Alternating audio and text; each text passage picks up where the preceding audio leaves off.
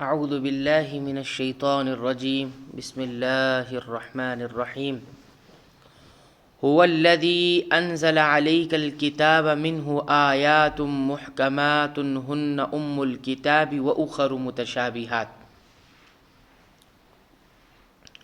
وہی اللہ ہے جس نے تجھ پر کتاب اتاری جس میں واضح مضبوط آیتیں ہیں جو اصل کتاب ہے، اور بعض متشابہ آیات ہیں۔ محکمات سے مراد وہ آیات ہے جن میں اوامر و نواہی یعنی اللہ کا حکم اور اللہ کی منع کردہ چیزیں، احکام و مسائل اور قصص و حکایات ہے جن کا مفہوم واضح اور اٹل ہے اور ان کے سمجھنے میں کسی کو اشکال پیش نہیں آتا۔ اس کے برعکس آیات متشابہات ہیں، مثلاً اللہ کی ہستی، قضاء و قدر کے مسائل، جنت و دوزخ، فرشتے وغیرہ، یعنی ما ورائے عقل حقائق جن کی حقیقت سمجھنے سے عقل انسانی قاصر ہو، یا ان میں ایسی تعویل کی گنجائش ہو، یا کم از کم ایسا ابہام اور پوشیدگی ہو جس سے عوام کو گمراہی میں ڈالنا ممکن ہو۔ اس لیے آگے کیا کہا جا رہا ہے؟ فَأَمَّا الَّذِينَ فِي قُلُوبِهِمْ زَيْغٌ فَيَتَّبِعُونَ مَا تَشَابَهَ مِنْهُ ابْتِغَاءَ الْفِتْنَةِ وَابْتِغَاءَ تَأْوِيلِهِ وَمَا يَعْلَمُ تَأْوِيلَهُ إِلَّا اللَّهُ وَالرَّاسِخُونَ فِي الْعِلْمِ يَقُولُونَ آمَنَّا بِهِ كُلٌّ مِّنْ عِندِ رَبِّنَا وَمَا يَذَّكَّرُ إِلَّا أُولُو الْأَلْبَابِ۔ جن کے دلوں میں کجی ہے وہ تو اس کی متشابہ آیتوں کے پیچھے لگ جاتے ہیں اور فتنے کی طلب اور ان کی مراد کی جستجو کے لیے، حالانکہ ان کی حقیقی مراد کو سوائے اللہ تعالیٰ کی کوئی نہیں جانتا، اور پختہ اور مضبوط علم والے یہی کہتے ہیں کہ ہم تو ان پر ایمان لا چکے ہیں، یہ ہمارے رب کی طرف سے ہیں، اور نصیحت تو صرف عقل مند حاصل کرتے ہیں۔ جن کے دلوں میں کجی ہوتی ہے وہ آیات متشابہہ کے پیچھے پڑے رہتے ہیں اور ان کے ذریعے سے فتنے برپا کرتے رہتے ہیں، جیسے عیسائی ہیں۔ قرآن کریم نے حضرت عیسیٰ علیہ السلام کو عبداللہ یعنی اللہ کا بندہ اور نبی کہا۔ یہ واضح اور محکم بات ہے، لیکن عیسائی سے چھوڑ کر قرآن کریم میں حضرت عیسیٰ علیہ السلام کو روح اللہ اور کلمۃ اللہ جو کہا گیا ہے، یعنی اللہ کے روح، اللہ کے کلمے، اس سے اپنے گمراہ کن عقائد پر غلط استدلال کرتے ہیں۔ یہی حالت آج کل کے اہل بدعت کی ہے۔ قرآن کے واضح عقائد کے برعکس اہل بدعت نے جو غلط عقائد گڑھ رکھے ہیں وہ انہیں متشابہات کو بنیاد بناتے ہیں۔ قرآن میں کوئی متشابہات آیت ہے جس کا کئی ایک معنی ہو سکتا ہے، اٹھو اس کو اٹھایا اور اپنی جو بدعتیں اس پر آگے فٹ کر دیا، اور بسا اوقات محکمات کو بھی اپنے فلسفیانہ استدلال کے گورکھ دندے سے متشابہات بنا دیتے ہیں۔ اللہ تعالیٰ ہمیں بچائے ایسے لوگوں سے۔ ان کے برعکس صحیح العقیدہ مسلمان محکمات پر عمل کرتا ہے، متشابہات کے مفہوم کو بھی اگر اس میں کچھ اشتباہ بھی ہو جائے تو محکم کی روشنی میں سمجھنے کی کوشش کرتا ہے کہ جو محکم آیت ہے اس سے ہم سمجھ جائیں، کیونکہ قرآن نے انہیں اصل کتاب قرار دیا ہے۔ قرآن میں جو محکم آیات ہے اس کو کہا یہی اصل ہے، اور متشابہ اس لیے رکھا گیا تاکہ معلوم پڑے کون کتنا مس یوز کرتا ہے۔ تو وہ ایک امتحان کے پارٹ سے وہ حصہ ہے، ایسا تو نہیں کہ قرآن کا حصہ نہیں، وہ بھی قرآن کا حصہ ہے، لیکن متشابہ کو کیسے سمجھنا ہے ہمیں؟ محکم آیاتوں سے، جس سے وہ فتنے سے بھی محفوظ رہیں اور غلط گمراہی والے عقائد سے بھی۔ اللہ تعالیٰ ایسے ہی لوگوں سے ہمیں بنائے۔ تعویل کے ایک معنی تو ہے کہ کسی چیز کی اصل حقیقت اس معنی کے اعتبار سے الا اللہ پر وقف ضروری ہے۔ جیسے متشابہ آیات کے بارے میں کیا موقف ہونا چاہیے ہمارا؟ کہ قرآن میں جو ایسی بھی آیتیں ہیں کہ جس کے کئی ایک معنی ہو سکتے ہیں، تو اس میں یہ کہا گیا جس کی حقیقت صرف اللہ تعالیٰ جانتے ہیں۔ اب قرآن کریم میں حروف مقطعات ہے، الف لام میم، الف لام را، یاسین، قاف، نون، یہ سب آیت دکھتی ہے نا، ورڈز، اس کا معنی نہیں بتایا گیا۔ اس کو بعض اہل علم کہتے ہیں متشابہ آیت میں سے، لیکن کوئی نون سے کچھ مراد لے رہا ہے، الف سے کچھ مراد لے رہا ہے، الف سے کچھ، میم سے کچھ، الگ الگ چیزیں بیان کرتے ہیں لوگ۔ تو اس کے بارے میں ہمارا موقف ہونا چاہیے کہ یہ معنی ہیں اس کے، لیکن اس کی کیا معنی وہ اللہ ہی جانتے۔ زائد بھی نہیں کہہ سکتے کہ قرآن کریم کے اندر یہ بے معنی چیز آ گئی، نہیں ہے نا، نہیں کہہ سکتے. تو یہ چیزیں ہیں، اس کا اصل معنی کیا ہے اللہ بہتر جانتے ہیں، اللہ تعالیٰ کو معلوم ہے. اس کے معنی تو ہیں، اور کہیں گے یہ سب اللہ کی طرف سے ہے. پختہ علم والے کیا کہیں گے کہ اللہ کی طرف سے، کل من عند ربنا، یہ سب ہمارے رب کی طرف سے ہے، ہم اس پر ایمان لاتے ہیں، بس اس سے زیادہ ہم اس کو جاننے کی ضرورت نہیں ہے. تو اب اللہ تعالیٰ اس کی کو جانتا ہے، اور والراسخون فی العلم، اور جن کا علم گہرا ہوتا ہے، مضبوط ہوتا ہے، وہ اس بات کو جانتے ہیں. یعنی یا تو ایسا بھی کہہ سکتے ہیں، یا پھر ایسے کہیں کہ اللہ تعالیٰ اس کی اصل تفسیر کو معنی کو جانتا ہے، اور پختہ علم والے کیا کہتے ہیں یہ سب ہم اللہ کی طرف سے ہے بس. اور جاہل قسم کے لوگ ہوں جن کو صحیح طور پر علم نہیں معلوم ہے کہ اس کا کیا مفہوم ہوتا ہے، وہ اپنا الو سیدھا کرتے رہیں گے اس کے پیچھے کچھ بھی معنی بیان کر کے. اور کیا کہتے ہیں، ربنا لا تزغ قلوبنا بعد اذ ہدیتنا وہب لنا من لدنک رحمہ انک انت الوہاب. دیکھیے بہت ہی پیاری سی دعا ہے، بہت ہی جامع دعا ہے. کہتے ہیں اے ہمارے رب، ہمیں ہدایت دینے کے بعد ہمارے دل ٹیڑھے نہ کر دے، اور ہمیں اپنے پاس سے رحمت عطا فرما، یقیناً تو ہی بڑا عطا دینے والا ہے. اب دیکھیے اس دعا کے اندر کیا کیا غور و فکر کے پہلو ہمارے لیے نکلتے ہیں. یہاں پر یہ کہا گیا کہ ہدایت دینے کے بعد دل ٹیڑھا نہیں ہونا چاہیے. اس سے یہ پتہ چلا کہ ہدایت کے بعد بھی گمراہی آ سکتی ہے، دعا کرتے رہنا ہے. ہدایت ملنے کے بعد بھی ٹیڑھے ہو جاتے ہیں دل انسانوں کے. وَهَبْ لَنَا مِن لَّدُنْكَ رَحْمَةً، اور تو اپنے پاس سے رحمت عطا فرما، تیری جو خصوصی رحمت ہے وہ عطا فرما.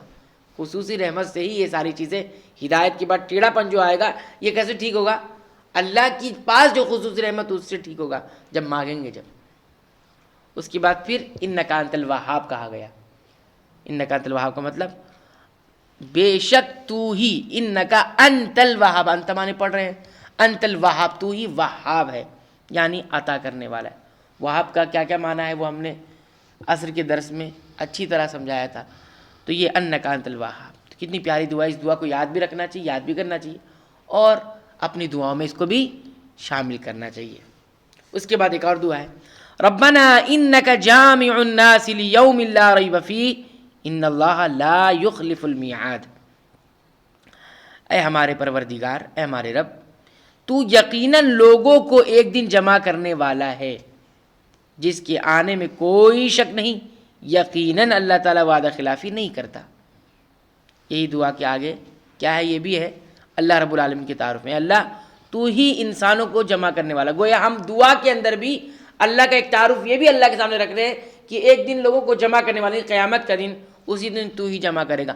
تو گویا دعا بھی مانگی جا رہی ہے اور اللہ کا ایک تعارف بھی سامنے رکھا جا رہا ہے، اس کی معرفت بھی، اور تیسری چیز قیامت کے تصور کو بھی حاضر کیا جا رہا ہے، ایمان کو تازہ کیا جا رہا ہے.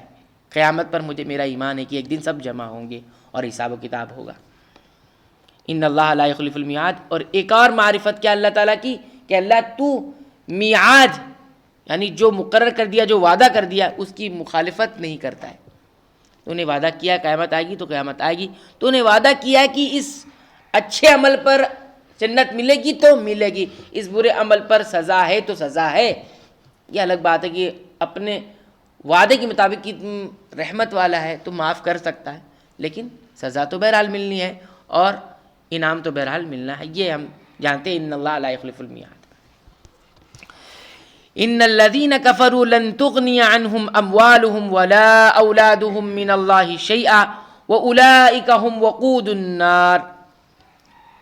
کافروں کے مال اور ان کی اولاد اللہ تعالیٰ کے عذاب سے چھڑانے میں کچھ کام نہ آئیں گے، یہ تو جہنم کا ایندھن ہی ہے. اولئک ہم وقود النار، وقود کہتے ہیں ایندھن کو جس سے آگ جلائی جاتی ہے. تو کافروں کے بارے میں بتایا گیا کہ جنہوں نے کفر کیا ہے وہ سوچیں کہ ہم مال کے ذریعے بچ جائیں گے یا اولاد کے ذریعے بچ جائیں گے، اولاد ہمیں بچا لے گی. ایسا کچھ بھی ہونے والا نہیں. تو گویا اس کی چیز کی طرف اشارہ کر دیا گیا ہے کہ قیامت کے دن آپ کے صحیح عقائد اور اعمال ہی کام آنے والے ہیں.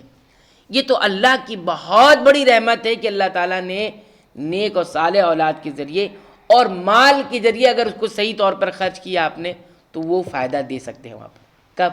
مال کا مس یوز نہیں ہوا، مال کا صحیح استعمال ہوا. آپ نے کمایا صحیح طریقے سے اور صحیح طریقے سے استعمال کیا تو یہ صحیح طریقے سے کمانا یہ نیک عمل ہوا، صحیح طریقے سے خرچ کرنا یہ نیک عمل ہوا، اور اولاد کی تربیت صحیح کیا تو یہ نیک عمل ہوا. یہ جو اوپر آ رہا ہے نا اللہ کے حکم کے مطابق ان چیزوں کا استعمال، یہ اصل میں نیکی ہے، یہ کام دے گی. لیکن فی نفسی مال ہم دے کے بچ جائیں گے، ایسا کچھ بھی ہونے والا نہیں ہے نا. اب آپ مان لو آپ کو کسی فنکشن میں جانا ہے، فنکشن میں جانے کے لیے آپ کو کیا لگ رہا ہے؟ ٹکٹ لگ رہا ہے، کارڈ لگ رہا ہے.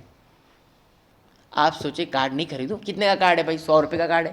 میں جاؤں گا وہاں پہ، جو وہاں ہوگا گیٹ مین، اس کو دے دوں گا بھائی یہ 100 روپے آپ رکھ لیجیے، کارڈ نہیں. کیا بولے گا وہ؟ دے گا آپ کو جانے؟ نہیں، کارڈ لگے گا، کارڈ لے کر آئیے آپ. اب کارڈ وہاں آپ نے لیا ہی نہیں ہے، نہیں آ سکتے، جائیے. اب یہ مال نہیں کام آنے والا میرے کو، حالانکہ 100 روپے کا ہی کارڈ ہے نا. تو پہلے آپ کو وہاں کارڈ لینا پڑے گا، 100 روپے وہیں خرچ کرنا پڑے گا. وہاں مال چل رہا تھا، یہاں مال نہیں چل رہا. یہاں وہ کارڈ دیکھیں گے ہم، جو بھی ہے ٹکٹ دیکھیں گے ہم، یہ لیا ہے کہ نہیں لیا ہے. یہی ہے نہیں، مال وہیں پر کام آ رہا ہے، وہ اس سے نیکی کما لیں. اب وہ نیکی آئے گی اللہ تعالیٰ کے پاس، ہاں نیکی لائے، ٹھیک ہے آئیے. یہی ہے ان الذین کفروا لن تغنی عنہم ولا اولادہم، نہ مال نہ اولاد. یہی دونوں چیزیں نا انسان کی پاس. اور کیا سرمایہ ہے؟ یا تو مال ہے یا تو اولاد ہے. کدأب آل فرعون والذین من قبلہم، جیسا آل فرعون کا حال ہوا اور ان کا جو ان سے پہلے تھے. کذبوا بآیاتنا، انہوں نے ہماری آیتوں کو جھٹلا دیا. فأخذہم اللہ بذنوبہم، پھر اللہ تعالیٰ نے انہیں ان کے گناہوں پر پکڑ لیا. واللہ شدید العقاب، اللہ تعالیٰ سخت عذاب دینے والا ہے. اب یہاں پر ہسٹری بیان کی جا رہی ہے، تاریخ بیان کی جا رہی ہے. کیسا حال ہوگا ان کا؟ ویسی حال ہوا جیسا کہ فرعون کا اور اس سے پہلے والے لوگوں کا ہوا تھا. کیا ہوا تھا؟ ہماری آیتوں کو جھٹلا دی، جیسے یہ جھٹلا رہے انہوں نے بھی جھٹلایا تھا. اب جھٹلانے پر کیا ہوا؟ فآخذہم اللہ بذنوبہم، اللہ تعالیٰ نے ان کے گناہ کی پاداش میں ان کی گرفت کی. بذنوبہم کہا ہے نا، گویا جو پکڑ آتی ہے اللہ کا عذاب جو آتا ہے بذنوبہم، ذنوب گناہ کی وجہ سے آتی ہے. ایک وجہ بھی بتائی جا رہی ہے کہ عذاب گناہوں کی وجہ سے آتے ہیں. ہر وقت نہیں سوچے کہ آزمائش ہے، ہر وقت نہیں سوچے کہ ہمارا امتحان ہے، یہ بھی سوچے کہ گناہوں کی سزا بھی ہے. فأخذہم اللہ بذنوبہم، ان کے گناہوں کی وجہ سے اللہ نے گرفت کی. اور اللہ تعالیٰ کیا ہے؟ سخت سزا دینے والا ہے. قل للذین کفروا ستغلبون وتحشرون الی جہنم وبئس المہاد، کافروں سے کہہ دیجئے کہ تم عنقریب مغلوب کیے جاؤ گے اور جہنم کی طرف جمع کیے جاؤ گے، اور وہ برا ٹھکانہ ہے. یہاں کافروں سے مراد یہودی ہے. کیا کون مراد ہے؟ یہودی مراد، کیونکہ وہی ان سے ہی خطاب ہو رہا تھا. اور یہ پیش گوئی جلد پوری ہو گئی، چنانچہ بنو قینقاع اور بنو نذیر جلا وطن کیے گئے، بنو قریظہ قتل کیے گئے، پھر خیبر فتح ہو گیا اور تمام یہودیوں پر جزیہ عائد کر دیا گیا.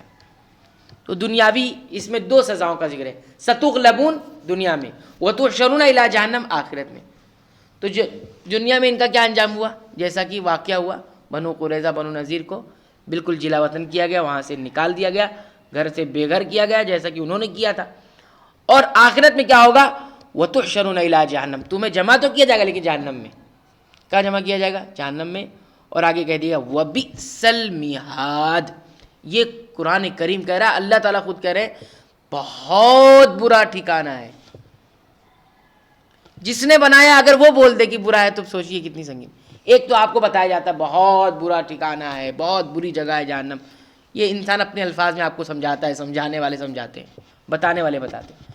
لیکن ایک قرآن کریم بتا رہا ہے وبئس المہاد وبئس المصیر. تو آپ سوچ سکتے ہیں کہ جس نے بنایا وہ کہہ رہا ہے تو وہ زیادہ بہتر جانتا ہے نا.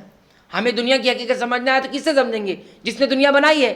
دنیا بنانے والا دنیا کو کیا کہہ رہا ہے وہ دیکھ لیجئے. تو جہنم کو تیار کرنے والا اللہ ہے. تو وہ کیا کہہ رہا ہے؟ وبئس المہاد، یہ آگاہی دے دی گئی کہ بہت بری جگہ ہے. تو بچ کے رہنا، ایسے اعمال نہ کرنا کہ یہاں جانا پڑے، کیونکہ آپ اپنے اعمال اور غلط عقائد کی بنا پر ہی جاؤ گے. ہم کو نہیں جو ہے کہ کسی کو یہاں اٹھا. تو بہرحال یہ آیت ہے 12 نمبر تک، یہ آیت یہاں یہ مفہوم ختم ہوتا ہے.